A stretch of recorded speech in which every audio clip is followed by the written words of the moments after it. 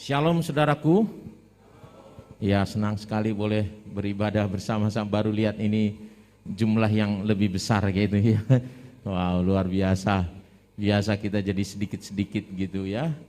Ya, kita harus fokus pada kamera gitu. Tetapi kali ini wow, saya harus fokus pada Anda semua di sini nih ya. Puji Tuhan ya. Senang sekali. Saya percaya pandemi bukan membuat kita untuk jadi menjauh dari Tuhan, tetapi untuk membuat kita makin dekat kepada Tuhan. Amin. Ya, Bapak Ibu Saudaraku yang dikasihi oleh Tuhan, tema yang ingin saya sampaikan untuk Bapak Ibu Saudara sekalian adalah hidup yang berpusat pada Kristus. Ya, mengapa topik ini? Karena ya, dalam pelayanan yang selama ini yang sering saya pergumulkan melihat banyak orang dan termasuk pengalaman saya adalah mengapa banyak persoalan terjadi atas hidup kita, saudaraku. Mengapa banyak kegagalan, mengapa banyak ketidakpuasan, mengapa banyak kekecewaan, karena ternyata saya tidak berpusat kepada Kristus. Ya. Sejak kita terima Tuhan Yesus, sebenarnya hidup kita sudah seharusnya dan sudah ditetapkan untuk berpusat kepada Kristus. Selama kita tidak berpusat pada Kristus yang sudah digariskan oleh Tuhan, hidup kita akan selalu terkendala. Hidup kita akan selalu mengalami persoalan demi persoalan. Kekecewaan, ketidakterimaan, harapan-harapan yang tidak kita terima karena kita tidak matching dengan rencana Allah. Nah, mari kita buka Alkitab kita, Galatia 2 ayat 19b sampai 20. Ini ayat hafalan sebenarnya. Setiap orang yang baru terima Tuhan Yesus, selalu ayatnya yang dibuka adalah ini. Galatia 2 ayat 19b dan 20. Kalau di terjemahan lain, ini ayat 20 saja ini. Dan memang LAI memotong ayat ini ya. Nah, aku telah disalibkan dengan Kristus, namun aku hidup. Tetapi bukan lagi aku sendiri yang hidup, melainkan Kristus yang hidup di dalam aku. Dan hidupku yang kuhidupi sekarang di dalam daging adalah hidup oleh iman dalam Anak Allah, yang telah mengasihi aku dan menyerahkan dirinya untuk aku.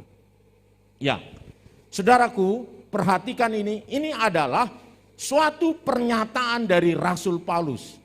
Bagaimana kehidupannya ya, yang dia kasih tahu kepada jemaat di Galatia. Rahasia bagaimana mengalami sesungguhnya pengalaman hidup setelah menerima Tuhan Yesus itu bagaimana. Dan dia menulis ini setelah dia lama melayani. Sehingga ini adalah rahasia keberhasilan dari Rasul Paulus.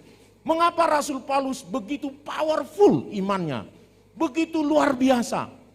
Dia adalah salah satu tokoh, saudaraku, kalau di dalam firman Tuhan yang berani berkata, aku telah menyelesaikan pertandingan dengan baik. Dia yang berkata, ikutilah teladanku. Wow, itu luar biasa. Dari firman Tuhan yang kita baca, dia dari surat-suratnya, seringkali dia berkata begini, aku berkata, oh bukan aku, tapi Tuhan. Dia seperti menyamakan apa pendapat dia dengan pendapat Tuhan. Betapa tingginya. Sehingga dia adalah bukan salah satu ya, mungkin satu-satunya yang paling powerful imannya di dalam kitab suci. Itu sebabnya Allah mempercayakan tulisan-tulisannya menjadi dipakai oleh Tuhan, pikiran-pikirannya untuk Allah pakai dia menyampaikan wahyunya Tuhan. Itu sebabnya perjanjian baru ini banyak ditulis oleh Rasul Paulus. Nah, rahasianya adalah itu yang disampaikan dia di Galatia 2 ayat 20 ini berpusatkan kepada Kristus. Walaupun engkau mungkin sering kali mendengar firman Tuhan itu, tetapi mari tangkap betul, karena saya sendiri, saudaraku, di masa-masa pandemi ini mengalami sesuatu perubahan yang luar biasa, ya.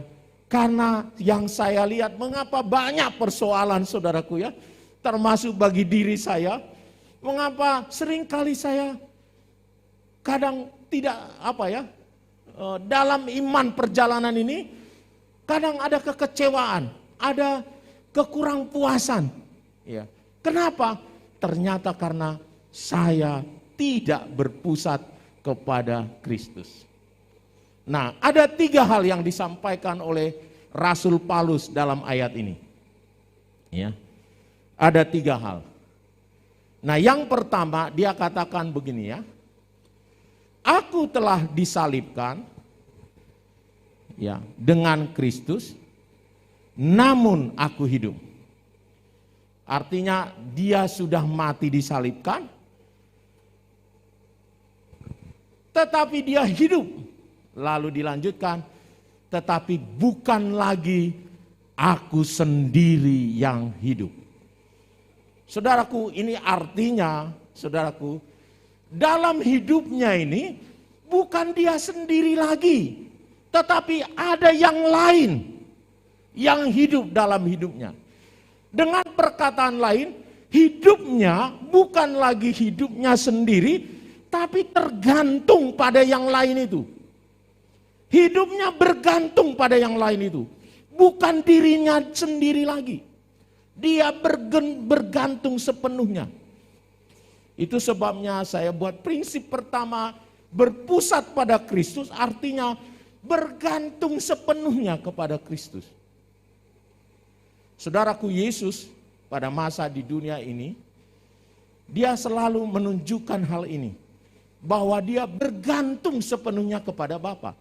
Dia sampai berkata, tidak ada satupun yang dia kerjakan kalau bukan Bapanya menghendaki demikian. Ya. Dia bergantung sepenuhnya. Itulah berpusat kepada Kristus. Seharusnya setiap kita bergantung sepenuhnya kepada Kristus. Maksudnya bagaimana bergantung sepenuhnya, saudaraku? Saya kerja, saudaraku, ya. Kerja saya, di dalam pekerjaan saya selalu menempatkan risiko.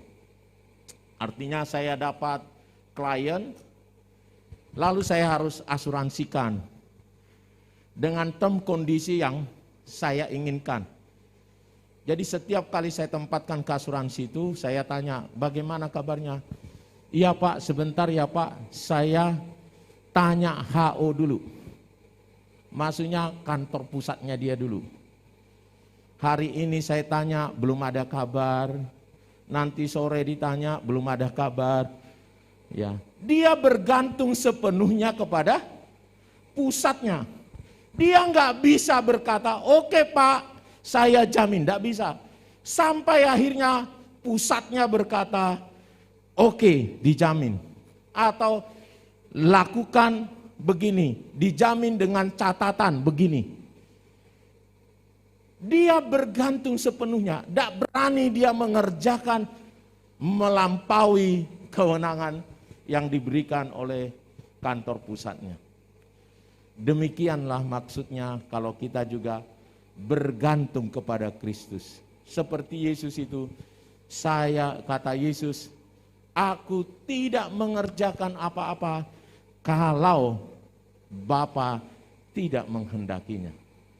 Dia hanya mengerjakan apa yang diperintahkan oleh Bapanya kepadanya. Gara-gara itulah saudara-saudara kita yang kedar berkata Yesus hanya utusan itu tadi. Karena dia mau katakan aku hanya utusan. Ya. Aku hanya mengerjakan apa yang dikerjakan oleh Bapakku.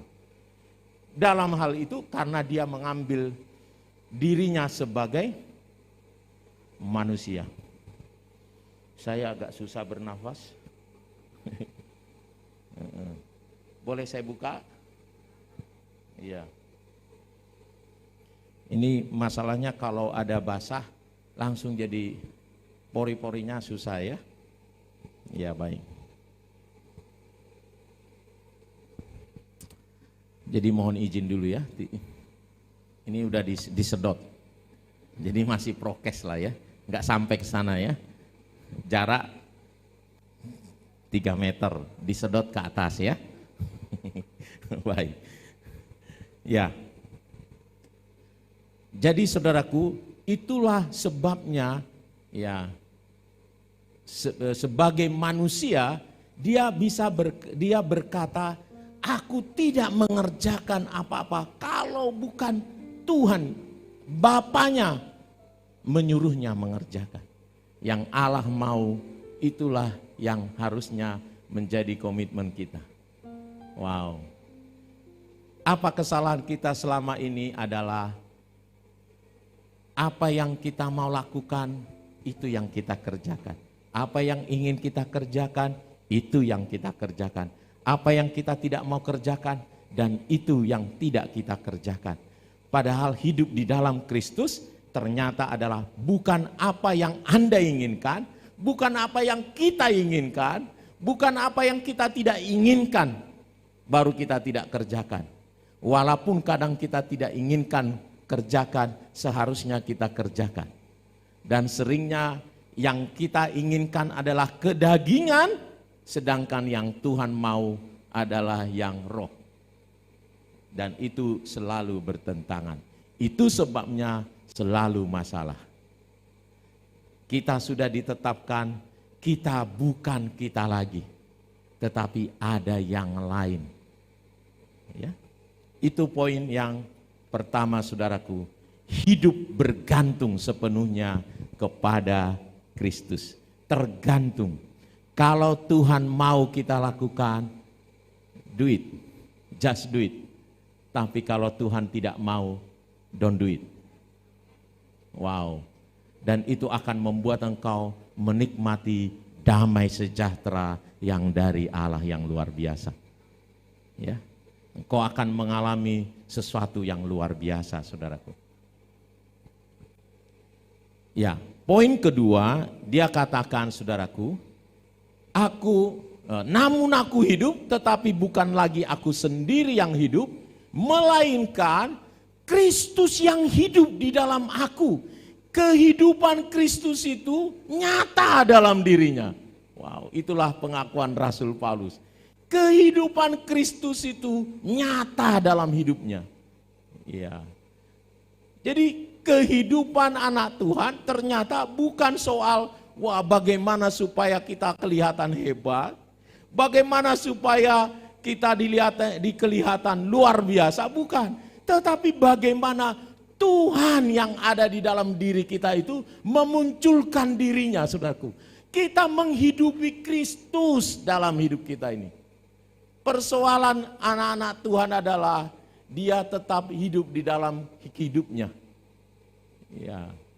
Kristus yang harusnya bersinar itu ditaruhnya di bawah gantang. Ya, disimpan rapat-rapat. Padahal yang dia mau adalah terang itu ditaruh di kaki dia supaya bisa menerangi semua orang. Dan memang Tuhan berkata, walaupun Tuhan berkata kamu adalah terang, maksudnya bukan diri kita itu, karena sejak semula dia berkata aku adalah terang dunia. Jadi maksudnya sebenarnya adalah dia yang ada di dalam diri kita itu, yang menyatu dengan diri kita itu, sehingga dia berkata kamu adalah terang. Karena Kristus ada di dalam kamu. Mari Bapak Ibu pahami, itulah namanya berpusat pada Kristus. Rasul Paulus begitu powerful sehingga dia seperti hebat, seperti udah sempurna seperti Tuhan. Mengapa demikian? Bukan karena dirinya sendiri, tetapi karena Kristus yang hidup di dalam dirinya. Oleh karenanya setiap anak Tuhan, setiap kita bisa seperti Kristus. Kenapa? Allah ada di dalam diri kita. Kristus ada di dalam diri kita. Munculkan dia. Taruh dia. Jangan hidup di dalam daging, saudara. Jangan kitanya lagi. Kita sudah mati. Itu sebabnya ada baptisan. Baptisan sebenarnya adalah proklaim kepada dunia ini berkata, aku sudah mati. Makanya ada orang kasih nama baptisan. Maksudnya nama yang lama sudah mati. Makanya ada orang kasih nama baru di baptisan. Ya. Tadinya namanya Sipolan. Keluar nama baptisan Yohanes, ya kan? Keluar nama baptisan Lukas. Kenapa? Karena hidupnya berubah sejak saat itu. Bukan aku lagi, bukan dia lagi, saudaraku. Itu yang membuat sebenarnya kalau kita memahami kehidupan di dalam Kristus, saudaraku, kau akan mengalami hal-hal yang luar biasa. Kenapa? Allah yang muncul, Allah yang kelihatan. Ya, kemarin lihat di Facebook ya, aku lihat ini kasihan katanya ya, aku lihat begini kasihan. Aku lihat begini kasihan, tapi bagaimana gitu ya? Ini dia karena dia berfokus pada dirinya. Harusnya yang dia keluarkan adalah kasih Kristus. Makanya ada lagu kita, ya buatku menjamah, tangan kita ini menjamah seperti Kristus. Mata kita seperti mata Kristus melihat kebutuhan orang, saudaraku ya. Kaki kita dipakai Tuhan seperti kakinya. Kalau itu yang kita lakukan, kok akan powerful sekali. Allah akan pakai luar biasa. Itu yang dimaksud oleh Rasul Petrus ketika dia berkata, aku tidak punya apa-apa, emas dan perak aku tidak punya, tetapi apa yang aku berikan kepadamu, apa yang aku punya, demi nama Yesus. Dia memunculkan Yesus yang ada di dalam dirinya. Dan saudaraku, kita tahu tidak ada yang sukar bagi Tuhan kita. Tidak ada yang mustahil bagi Tuhan kita. Orang lumpuh itu berjalan.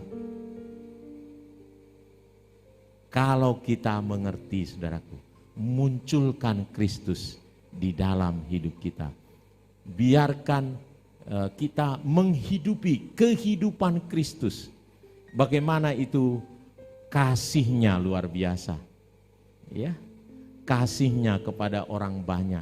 Kalau melihat orang gitu ya saudaraku, melihat orang kaya enggak berkata, dia hebat ya gitu. Enggak saudaraku, dia lihat, waduh kasihan dia belum mengenal Kristus bagi yang belum mengenal Kristus. Ya, karena yang dia lihat adalah Tuhan seperti Tuhan melihatnya. Mengapa tadi persoalan kita selalu ada, saudara? Karena enggak matching. Kita sudah mati, tetapi kita masih hidup dalam kedagingan. Sudah diputuskan mati, tapi kita masih di sana. Akhirnya enggak matching, saudaraku. Ibarat baut dan mur, bukan pasangannya. Ya selalu enggak cocok, saudaraku.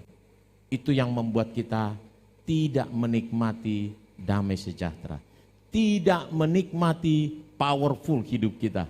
Kenapa? Kristus kita taruh di bawah gantang, saudaraku, yang adalah pelita itu, tidak bisa dilihat orang. Ya, harusnya kita menggarami, tetapi garamnya tidak ada menjadi tawar. Ya, harusnya kita berbuah, ya kita tidak berbuah. Yang selanjutnya, saudaraku, yang ketiga adalah hidup yang digerakkan oleh iman. Saudaraku, perhatikan saudaraku, ayat selanjutnya dia katakan, dan hidupku yang kuhidupi sekarang di dalam daging ini, karena kita masih hidup, adalah hidup oleh iman dalam Anak Allah yang telah mengasihi aku dan menyerahkan dirinya untuk aku. Saya katakan ini hidup yang digerakkan oleh iman yang pasti. Iman yang pasti, bukan sekedar iman-iman yang ya kalau-kalau terjadi, ya kalau-kalau, ya enggak. Dia katakan adalah iman kepada Kristus itu yang rela mati untuk saya. Rela mati, saudaraku. Itu sebabnya di ayat yang lain dia katakan kalau dia tidak menyayangkan nyawanya sendiri, bagaimana mungkin ia tidak mengaruniakan segala sesuatu kepadamu. Saudaraku, suatu perbandingan yang mencolok. Dia gambarkan betapa Allah mengasihi kita. Dia memperhatikan engkau, memperhatikan saya, memperhatikan kita semua. Dia memperhatikan begitu luar biasa katanya. Dia tidak menyayangkan nyawanya untuk kita. Bagaimana mungkin ia tidak mengaruniakan segala sesuatu. Itu sebabnya Rasul Paulus katakan, hidupku katanya adalah hidup oleh iman dalam Anak Allah yang mengasihi aku dan menyerahkan dirinya untuk aku. Kalau demikian saudaraku, kita akan pasti nyaman bersama Tuhan itu. Bahkan di ayat yang lain saudaraku, kalaupun ada ibu lupa akan anaknya, aku tidak pernah akan lupa. Rasa-rasanya enggak ada orang tua yang tidak mau berkorban kepada anaknya, tidak mau membuat anaknya luar biasa, enggak ada ceritanya. Tapi kalaupun ada katanya, Tuhan tidak pernah lupa. Wow, kasihnya luar biasa. Kita bilang ada di di peribahasa gitu, kasih ibu sepanjang masa gitu ya. Benar gak? Sampai ada bilang lagi sorga di bawah telapak kaki ibu. Ya walaupun itu salah, tapi prinsipnya maksudnya saya adalah betapa diagungkannya ibu itu. Ya, bukan berarti itu benar ya. Masa di telapak kaki ibu sorga ya? Enggak, sorga ada di dalam Kristus ya. Maksudnya itu adalah kasihnya luar biasa sampai di bawah telapak kaki ibu ya, itu aja lah ya. Bukan literal itu. Nah, saudaraku, betapa luar biasanya itu. Tetapi kasih Kristus melebihi itu. Nah, iman kita didasarkan dengan itu. Berarti sesuatu yang pasti, yang luar biasa. Harusnya hidup kita ini begitu luar biasa powerful. Gak ada kekecewaan sedikit pun. Gak merasa, waduh kalau saya gak dapat, saya kecewa gitu, enggak. Kenapa? Karena kita tahu Allah kita begitu mengasihi kita. Yang kita harus sadar adalah, kalau ada yang kita mohonkan kepada Tuhan dan tidak dikasih, artinya kalau dikasih itu membuat saya jauh dari Tuhan. Itu artinya kita tidak, itu bukan itu yang terbaik untuk kita. Allah menyediakan yang lain untuk kita. Dan itu yang harus kita kejar. Itu yang harus kita cari. Kalau hidupmu susah sekarang, Allah tidak menginginkan kau susah. Tetapi kita harus cari, mengapa saya harus susah ini? Mengapa ada yang macet dalam hidup saya ini? Itu yang dicari. Saya percaya Allah begitu mengasihi kita. Yang Tuhan mau adalah kita berubah. Mencari Tuhan. Tuhan, apa yang salah dengan diri saya?